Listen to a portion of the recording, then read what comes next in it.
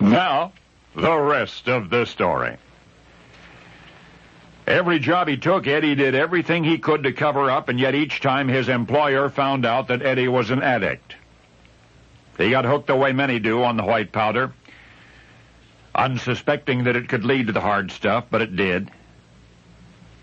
Eddie persistently refused rehabilitation. As long as he could get his hands on the substance that enslaved him, he'd be okay, he said. Eventually, everyone who knew him was repulsed. Nobody even tried to help after a while. But this is the rest of the story. Once upon a time, Eddie Barker had everything going for him. Even a Ph.D. from Tennessee State, a prime faculty position at Ohio State. And then about 7 years ago, he started on the powder. It made him feel good, he said.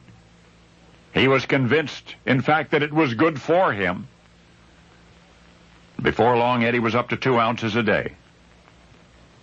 He thought he was still functioning, but colleagues began noticing. He was into the hard stuff before resigning his college position. Thereafter, he interviewed for a job as a department store salesperson. The personnel director had no idea that Eddie was an addict. Not even the other employees nor his fellow trainees suspected. But after his first 2 weeks on the job, alert customers observing telltale signs reported to the store manager, and Eddie was called on the carpet. There was one warning, clean up your act. Then there was a second, and a third, and Eddie was out. A woman friend felt sorry for Eddie and offered him work in a clothing boutique she owned. The position was partly management, partly sales. It was 4 months before the situation presented itself as impossible, and Eddie was looking for a job again. For the next 2.5 years, Eddie sought employment as a butler, one family after another, each employer discovering and unwilling to tolerate Eddie's addiction. Then he got a job as a security guard for a department store. Surely there, nobody would notice that he was hooked, he thought. He was wrong. He was fired. By now, Eddie's addiction was so profound that it became obvious even during subsequent job interviews.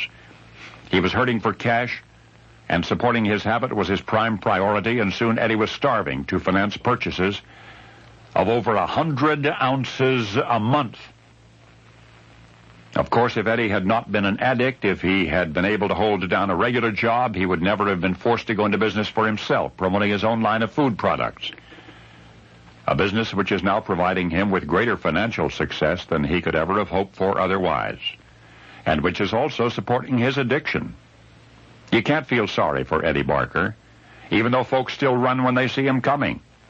Eddie's life is happy as it is, and he's harming no one as long as he keeps to himself. For you see, the white powder that started it all was the powdered form of a common food, which Eddie had taken to eating raw. It's a genuine craving, he says. He couldn't get unhooked if he wanted to, he says, from garlic. And now you know the rest of the story.